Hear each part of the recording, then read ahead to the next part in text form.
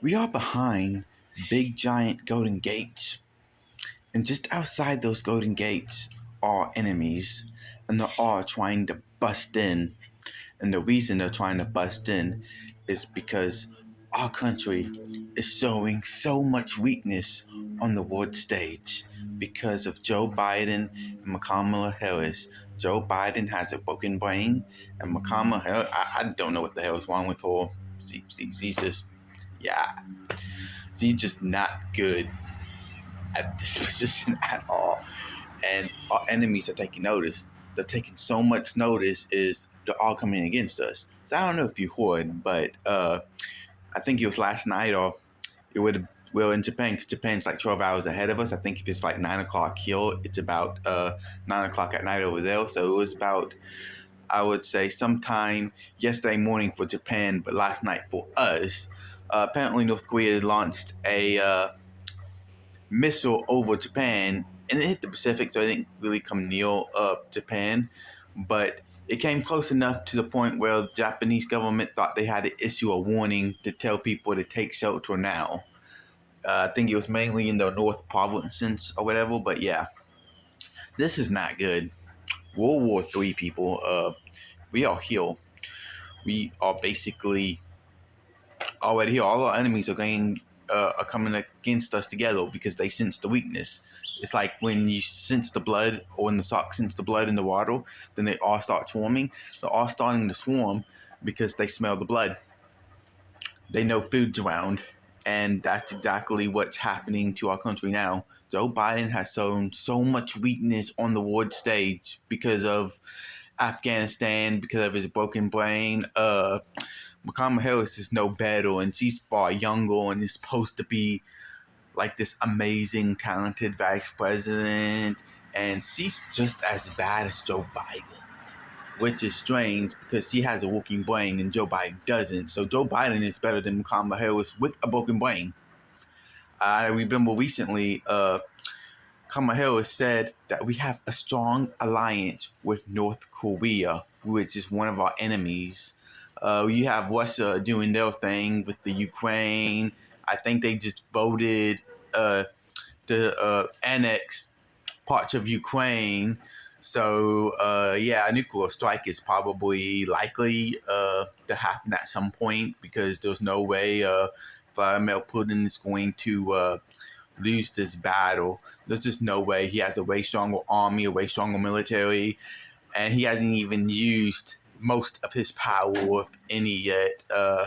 Plus, he's still got a bunch of nuclear weapons, and we're probably going to see some type of nuclear strike if Ukraine keeps being able to push Russia out. Also, Russia's military's just been having lots of mistakes lately.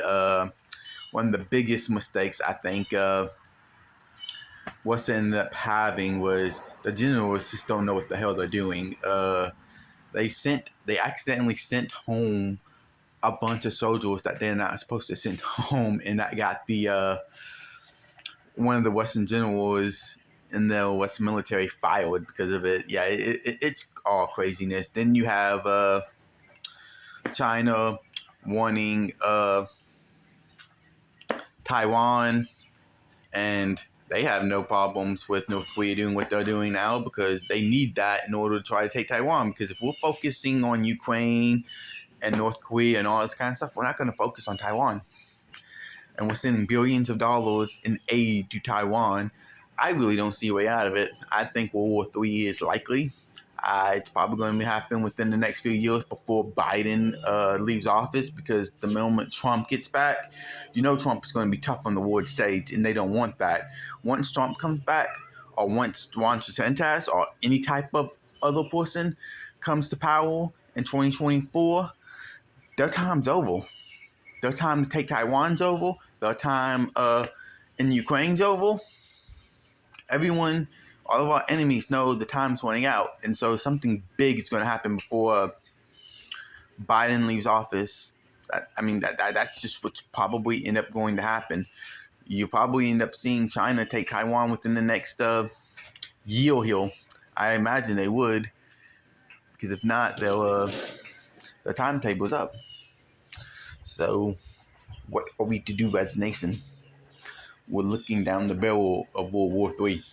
Our enemies are literally at the gate, trying to bust down, trying to run in, and we have no strong military, no strong military leaders, and definitely no no way out of this. We need strength. Juan Sanchez in Florida, he has lots of strength. He's showing that strength right now in the face of Hurricane Ian. You have Democrats now wanting to vote for Juan Sanchez. I'm a Sanchez fan myself. I think he's brilliant. I think he's more MAGA than Donald Trump is. And I would rather have him over Donald Trump. Now, I mean, Donald Trump still can prove out to be better, especially if he wants to fire everybody, which is I'm really a big fan of Donald Trump wanting to come back and just fire everybody and essentially clean house. I mean, that would be just perfect. I mean, that's one of the reasons I would probably vote for Trump over Juan Sanchez. But man, Juan Sanchez is looking so good right now. I really want to vote for him because, like I said, he's more MAGA than Trump is. He's more American first than Trump is. He will get the job done, I think. The problem is, I think he's too establishment. I think he will do a lot of good stuff. I also think, that he would fight the media and fight the corporate establishment. But I also believe that he will also help the corporate establishment in some ways too. That's my only problem with Juan Sanchez. With Trump, I know Trump would fight the corporate establishment, but he'll placate to the media. And that is one of Donald Trump's weakness. It's because he just placates to the media way too often, even though they're his enemies. He constantly is in battle with them, constantly trying to fight off the fake news lies, yet he still placates to them. Juan Sanchez doesn't do that, but he does probably placate to corporate, which is going to be the issue here. Either way, I mean, no political leader is 100% perfect. Obviously, they all have weaknesses in some areas, but who would be better for America, Juan or Trump? Right now, I'm leaning towards Juan.